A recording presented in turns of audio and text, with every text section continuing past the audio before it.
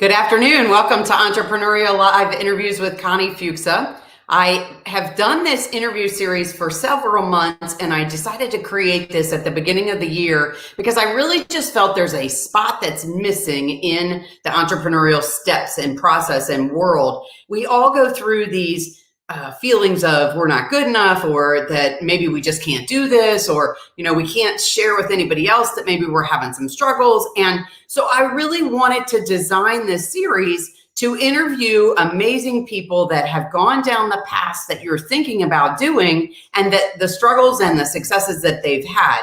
Because I feel like if we all share the tough stuff we've done, the roadblocks we've hit, that all of us can see, it's okay, it's not so bad, it's okay to have these bumps. And so I've been so fortunate to meet so many really cool people. Some I've known for a long time, and some I just got to meet and are cultivating a relationship with. And today I can't wait to introduce you to a really amazing lady that is just killing it in real estate, but even more importantly, just her personality and her giving attitude and the things that she's done to help others.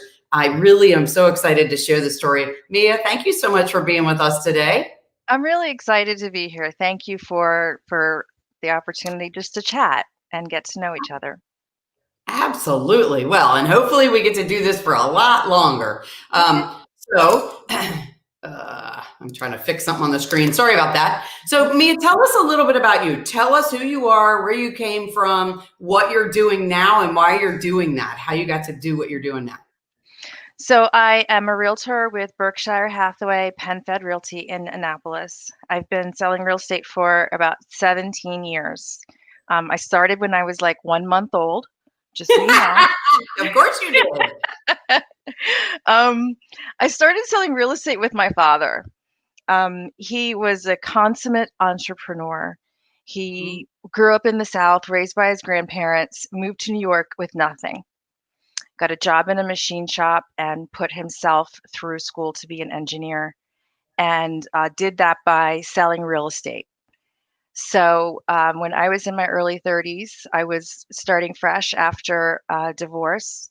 And my dad said I'd moved back home to be near my parents. I needed to have a family structure for my 4-year-old. And my dad said, "You need to sell real estate. I've been telling you that your whole life. It's time." So I did. I started, and he trained me. He worked with me. Um, he taught me how to be the best realtor I could be, but really more so than that, the best person that I could be. He was a giver, a servant in the community. And so as I learned real estate, I also learned that how to be present for others. So that's how I got to this. And I love it. 17 years later, it's my passion and my joy. Um, and I enjoy the process of helping people find their happy endings, because success looks different for everybody. So, we have like that conversation where you tell me what you really want, and let's chart how to get there. Gosh, I love this. I'm writing some notes as we're talking because one of the things that I like to do as a coach is I like to help people tell their story better, dig out all of the details and the information that they know. And the way that you approach real estate is exactly that.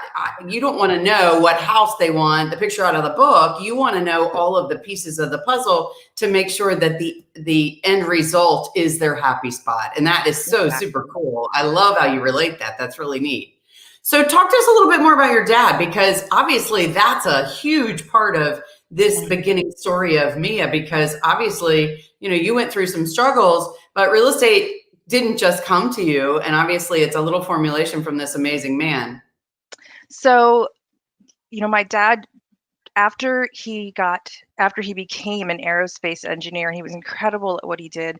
He used to bring home pictures of, rockets and space shuttles and all of these things that he had a part in making.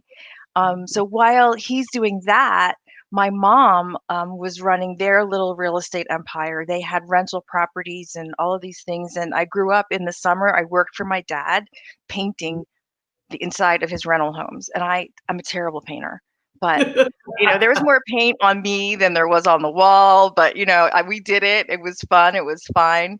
Um, but when he retired, he went back to real estate. So that by then, that's when I was back home. I'm a later in life baby. Okay. So my dad he invested in me. I remember my first day selling real estate. I Yeah. was, he's like a top producer and I'm just some nobody. And I'm in some moldy office, like way up, but it's a group area. And my dad came up and brought me downstairs. And on the door was my name under his. And he'd had this beautiful cherry desk made. Um, and we sat across from each other. And that's how I Aw. learned. It was like fully immersive. Um, That is so powerful. I mean, yeah. not only him taking you under his wing, but I mean, to learn from somebody who absolutely loves a particular business so well and being right there in the same room to gather all this information. I mean, even just to listen to him talk on the phone to someone, And you that was learn it. from even those experiences and those steps. And that I think is like my best way of learning. Having Mhm. done it that way is sitting with somebody and hearing it. Because you Mhm. can tell me things, I can read things, but I mean, conversation is such a back and forth thing, and so overcoming objections and educating is really where it's at. So that's what we did. And so when I've mentored other real estate agents, I've moved them into my office and we sit together. You can hear me talk when I hang up. Um, Ask me the questions. And when I'm listening to what you're doing, hey, so if you do this a little differently, and if you say it that way, if you frame it up this way, it'll go a little better. So I learned how to teach by how I was taught. That was Yeah, yeah, huge for for sure, me. for sure.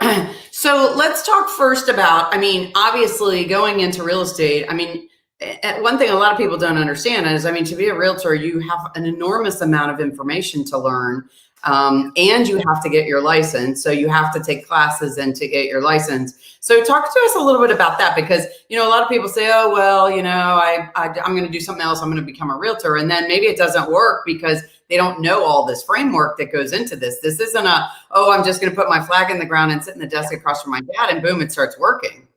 Yeah, that is not at all what happens. So I got my license, but I knew book real estate. I didn't know how to negotiate.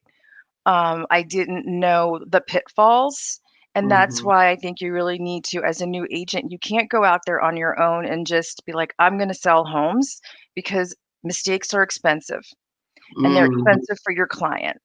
So it's a matter of finding somebody who you can work with, who's going to answer their phone in the middle of the night, who's going to say, "This is what you don't know. This is what you need to know, and this is how I can help you." And be able to say, "I don't have the answer to that, but I'll get you the answer." So it's a continuing educational thing. I mean, I face things all the time where I don't know what to do. But I do like I call it like a gap analysis. So somebody who can fill in my gaps in any given situation. Um, Mm-hmm. and that has helped me a lot, being able to say, I need help. Mm-hmm. Um, and I don't know what to do. And there's no shame in that. And I think that your clients and the people you work with will respect you more for saying, I know who to call, because I want to be well rounded and I want to give you the right options. So, real estate isn't one of those things that you can do on your own. Um, it's, my first experiences were super positive, but I know there's a lot of people out there that had a really short life on that shelf because they didn't Mm-hmm. really invest in finding resources. Mm-hmm. Um, because to be a resource, you have to have some resources. Right, absolutely. So, just making some notes about some of the things you talked about. Let's go back to the mentor concept because, this is true in any kind of career, and particularly in the entrepreneurial world where you're in a environment all by yourself, and you don't know who to go to ask what to. So, talk about that little concept. I mean, you had your dad, which is amazing, and most people aren't so fortunate, but you also learning from your dad that you are willing to reach out and be that resource for other people as well. So talk to us a little bit about that, how that works, why that's really important, and what it's done for you and what it's done for the people that you've worked with. Okay. So my dad was my first mentor, but I had others. There was a space in my career where I was successful, but there was an experienced agent who came to me and she said, I think you're doing well, but I think you can be better and I will help you. And Nice. yeah, so it took some humility on my part to be like, well, no, I'm as good as I'm going to get. No, I was like, yeah, tell me what I don't know. And so guess what? She moved me into her executive suite and we worked together. So I Nice. could hear her, so I could take it to the next level. So when you don't know where to go to get help, when you don't have the people coming to you and saying, "Hey, I want to mentor you," you find an organization that is diverse, that will have, the field ripe for picking. So Mhm. I think all across the country there are chapters of the American Business Women's Association, ABWA. There's one Mhm. here in Annapolis. I'm the outgoing president, but that has been an amazing organization for women in almost any profession to find other women who can support them. So even if that person isn't in your chapter, nationally, there are other women that are there that can help. So there's always going to be a resource. It's digging to get it. You can't sit and wait for it to come to you, but it's okay to create it. I love this that you're talking about an association. Two things that brings to my mind. Number one is a lot of people talk about mastermind groups, networking groups, those kinds of things. There's an association for everything in the world. And so, an association is a group of people that have a similar thing in common. And there's going to be people that are at, that start out at this level and have gotten to this level and can help you grow yourself, your business, Mhm. whatever. And that's a great area for you to speak about, but also resource wise.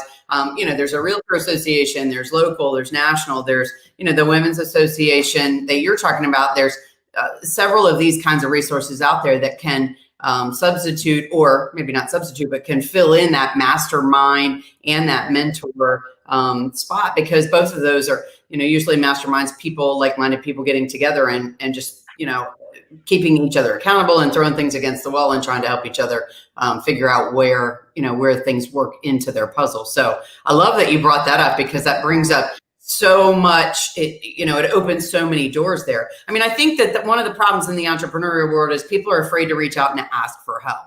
And because for some reason we have a feeling that we're supposed to know these things, and if we don't, well, then we got to fake it till we make it, which is the worst.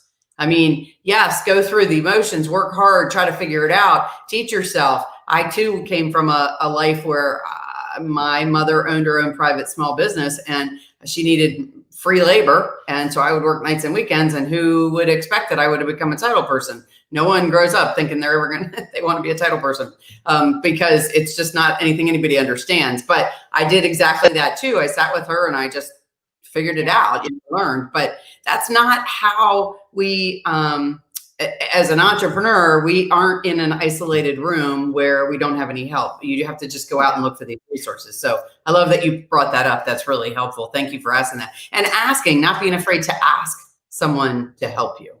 And the thing of it is they want to. They don't know you need help if you don't vocalize it. That's correct. So it's I like one of the things I really like doing is I just say to somebody, "Hey, can I pick your brain?" It may not even be that I have a question, but sometimes I'll meet somebody. I'm like, "I really like you're fascinating. I really think that you know some things that I can benefit from. So let's like." There's a lady I know, and she owns like a HVAC and appliance company. So I'm like, I ran into problems one day, right before settlement. I had a client that the buyer had a question, da da da. It was at HVAC. Huh? She's on speed dial, and I'm like, what is happening? What do I do? This is what I see. This is what I see. Tell me what I need to know. Yeah. So it's there's some value in making connections. I network some, but I'm not like one of these people who just goes to a bunch of networking things. I think Yeah. it's like filling your hand of cards with value, not just business Mhm. cards. But when I say cards, I don't mean business cards. I mean like this is my business and this is my life. Yeah. Who do I want to have close to me to get me through my rough times? Because they're going to have them. Yeah, yeah, absolutely. Absolutely. I love that you're talking about this because it goes along a lot with all of the things that we know that we don't always know how to talk about when we're talking to the general public, about what your business Mhm. is. And this is one thing I like to reinforce with people through my business all the time is there's just so much gold inside of your head. And you're talking about now, maybe you don't necessarily know how to fix or know, the intricacies of an HVAC system, but you sure as heck know where to call to get that information. And Yeah. what a great resource that is. And now you do have a little bit more knowledge that you didn't even know you needed, and now you've got another piece of gold in your head that people need to know that or that you at least have some exposure to, Yeah.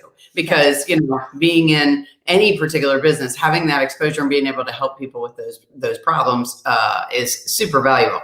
And I love how you shared, different people have different opinions about going to networking. I personally feel like you being involved in the Women's Business Association, that's its own form of networking, because It you is. chose to surround yourself in a particular environment with people that were like-minded, and that you felt like you could get value from.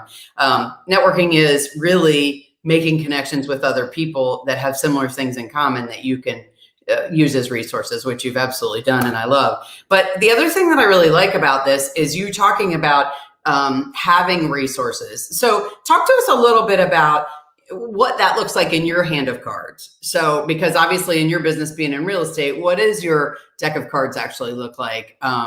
And tell us how you chose the resources that you've chosen, because I think it'll help other people maybe listening say, oh, well, gosh, I didn't think about it that way. I could really connect with this person. That would really help me a lot to have that person in my back pocket. So talk to us how you formulated that a little bit. So I have like the basic tradespeople that you're going to need and that you're going to need to know. Like I have an incredible home inspector. I don't send him out and let him do his job. I'm right there with my notepad. It's like from from his lips to my pad. And I've learned a lot from him. But some of the other things I think that people don't think about is like for me, I need somebody who can give my clients temporary housing when they need it. Right. There's a title attorney that I called that it was funny the day that, things kind of shut down with COVID. We had just scheduled a lunch because I wanted to pick his brain. But then when that happened, I was like, okay, tell me everything I need to know about this. The people that I have on speed dial is I have a virtual assistant who does marketing, but who does anything, but who can find people that I need. Um, I'm in the Chamber of Commerce, and I think I so that's been valuable and I can serve, but like I get to know the person in the Chamber of Commerce who knows everybody because Yeah. that is the person who's going to get me to the next person that I need to know because there's Yeah. limited hours in the day. So it's Yeah. knowing the people who know everybody is valuable to me. Yeah, that's huge. That's wonderful. That's a great piece of advice.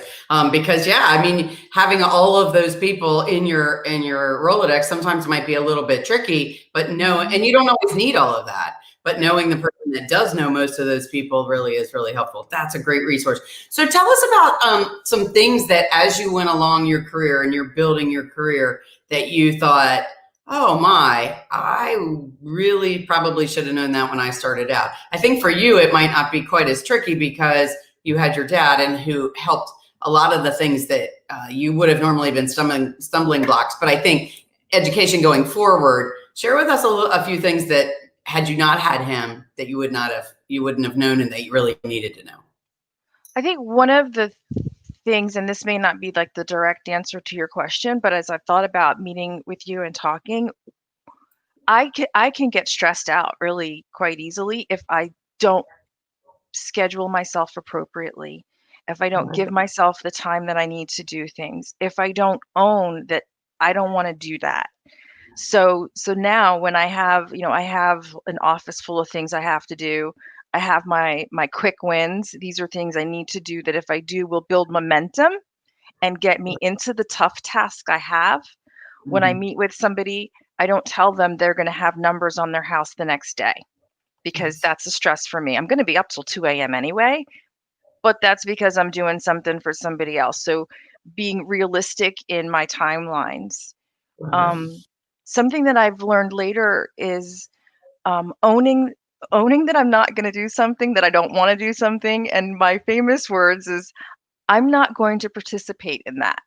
I love And that can be used it. across the board. I used that at Target the other day when they were like, "Would you like to go to the self-checkout?" I'm like, "I'm not gonna participate in that. Oh, I It's love it. it's Oh, stressful. I don't do well with it. I don't wanna do it." If I'm I on a love committee and they're like, "We want you to be in membership and call all of our new people," and I'm like, "Yeah, I'm not gonna do that. I don't have." So, taking ownership of my time, it. of what I Mhm. wanna do, um, respecting my creating my boundaries and respecting them. I love it. If I don't respect them, nobody else will, and they sure won't respect them if they don't know what they are. I So love this. I was actually on a webinar earlier today, and this was exactly one of the topics. And yes, you answered the question. okay, You answered it in a different way than I anticipated, which is partly why I love doing these interviews because when you and I talked offline and we were talking about questions, I love that we do this and it's so organic because this is Mia's way of being able to set her day up for success and things she knows things that work and don't work. But one of the things I love about what you just said, well, two. Number one, well, a lot of it I loved, but two I want to touch on. One was um, uh, owning what you don't like to do. Because one of the things as entrepreneurs is I think when we jump into something, we feel like we have to be good at everything and we have to do it all, whether it's financially or it's mhm, just personal ownership of whatever it is. We feel like we have to know it all and do it all in order for our business to be good. And then eventually we can share those tasks, which is absolutely not true. I mean,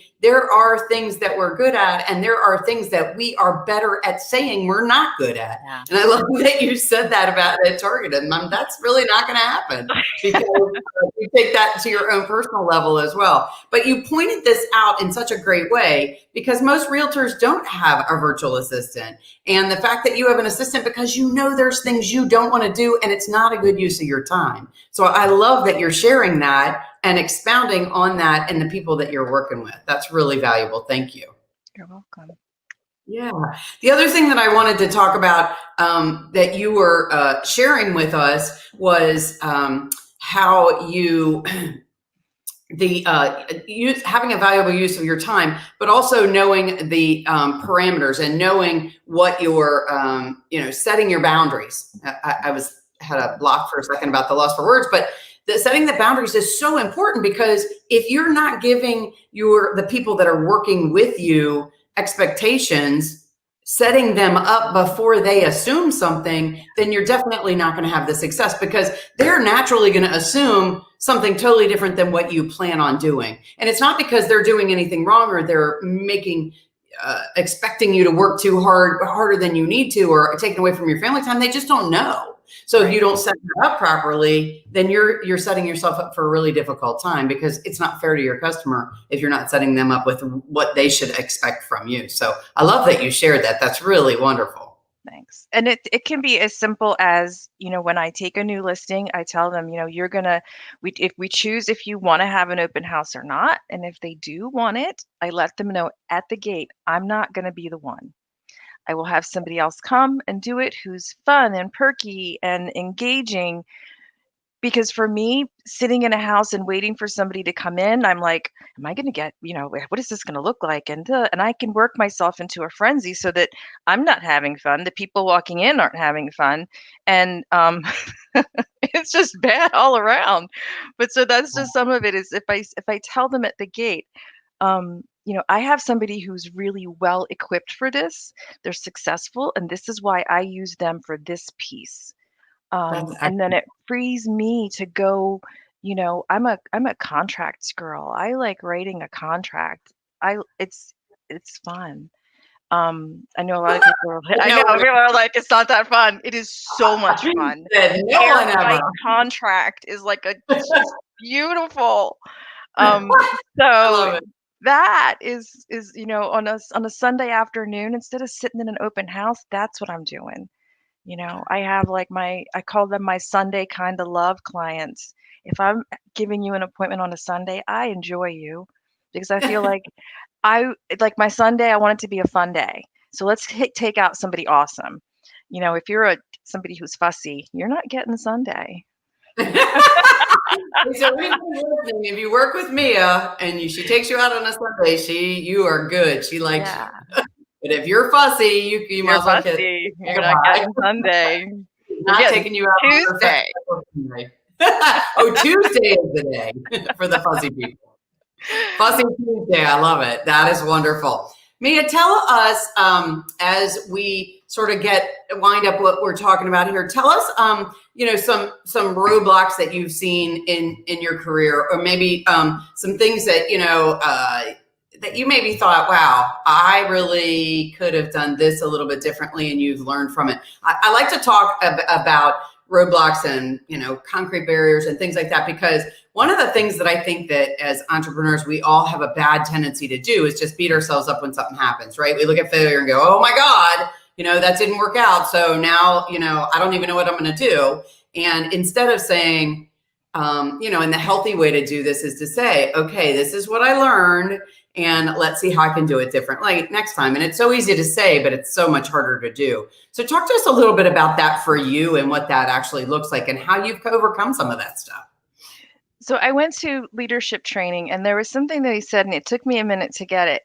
The gentleman said, "Winners lose more often than losers lose, because the winners are taking the risks.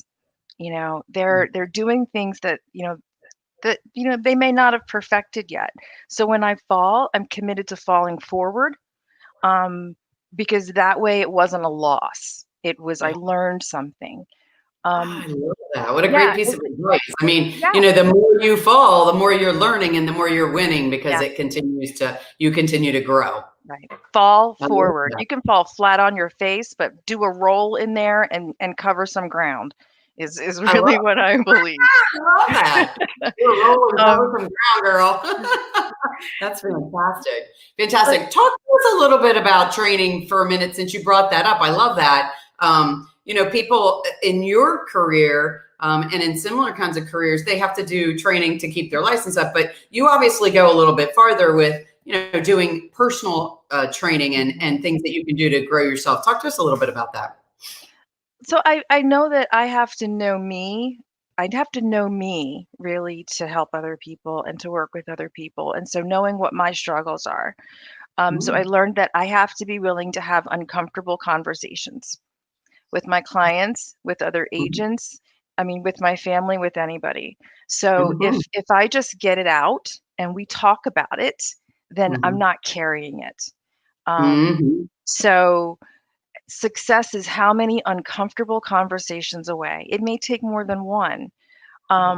And reframing things. I have a friend who, I will call her and I will say, this is what I see. Can you reframe this for me? Because that's like her gift is the Nice. reframe. Nice. It's true. I can see Yeah. it totally one way, and she's like, well, let's break it down. Um, and and I'll go back to the uncomfortable conversations, Mhm, because everything is really a negotiation. mhm, And I negotiate with my family for work time because they have the mhm. expectation that I'm going to be present for things, and sometimes I'm just not. Yeah. And I negotiate with other agents, and even Mhm. with them having uncomfortable conversations. You don't necessarily have to like me. It'd be nice if you did, but if you don't, you're not going to like me because I'm doing my job well, because I'm Mhm. representing my client well. Mhm. So, I would love to make friends. Sure would, but I have a job to do as well. So let's Yeah. talk about what we have to talk about. Um, I'm a firm believer in not splitting the difference. Um, it's I can be aggressive when I need to be, um, and I'll say what I have to say. So I think that if people take that on in any career that they're in, having the strong communication skills of just say it already. Yeah. Then educate in the same process. It's not just being mean, but educating Hmm. is hugely important. Yeah, yeah, I love that. I love that. Wonderful. Well, as we wrap up, will you tell us, Mia, personally, do you have something that's really special to your heart that you really want to share with everybody? A nonprofit that maybe you're involved in, or some kind of a program that you wanted to share a little bit that brings you joy? So I'm on the board of directors of Progress Unlimited. They're in Owings Mills, Maryland, and they serve special needs individuals. There is a Med Day program that has 98 individuals that come daily. These are people that have aged out of your traditional care. So one of our oldest clients there she is 95 years old. And Wow. she goes every day for care there. We have 31 group homes. So that is what I love to do. I'm born to serve, and if I can be a servant leader and get my hands dirty, that's when I'm the happiest, I truly. love it. Absolutely love it. Mia, give us, for all those entrepreneurs out there that are, whatever they need that push. Tell us what's your go-to piece of advice, information, something that's run true to you since the beginning of your career that you just, always stick with. I am committed to bettering my best. I think that we have a choice. We're either committed to something or we're interested in it. Take Uh-huh. ownership of what you're interested in and pursue what you're committed to. So that's the space I move in. I will better my best and I will play full out for the things I'm committed to. And if I'm interested, I'm going to tell you, yeah, I'm only interested in this. Um, I and that love way it. people know what Love to it. expect. I That's love all I it. got. You never know where you never have a question about where you stand in Mia's world. That's for sure. I love True. it. I love it. I love it. And you do it with the class that is required, but people know exactly where they stand. Mia, if somebody wants to get in touch with you after today because they feel strongly about your heart-centered responsibilities, they want to talk to you about being a realtor for them, or they want to just work with you and try to have some guidance as an entrepreneur, how can somebody find you after today? You can email me at Mia, MIA, at miamovesyou.com. So it's MOVESYOU.com. And then if you go to my website, www.miamovesyou.com, you can find my phone number there as well. And I'd love to talk. That's awesome. I just put both of those in the comments. So if anybody wants to talk to Mia, that's how you get in touch with her. And I just can't thank you enough for all this wisdom. I'm looking at my notepad because I have pages of notes here that are just, this phenomenal conversation has just been amazing. And I truly appreciate your time today. Thank you. It was fun. I really enjoyed it. Oh my goodness, I got so much and enjoyed it myself. Guys, if you want to catch the replay of this, the best way to do that is either one of two things. Go to my website, conniefuksa.com, or subscribe to my YouTube channel, because then you'll make sure you can go back and see this replay, any of the other replays, and you'll also be notified when things are coming up next. So make sure you're subscribing there. We also have it on Facebook. It's streamed live on YouTube. We're also going to be posting it on LinkedIn as soon as we're done with this broadcast. And then in a couple of weeks, we're actually going to have an article and rebroadcast everything again. So you guys have lots of opportunities to make sure you can go back and catch any of these pieces of wisdom that Mia shared with us today. And it has just absolutely been my pleasure. I truly appreciate all of you tuning in to Entrepreneurial Live interviews, and I hope to see you again next time. Thanks so much.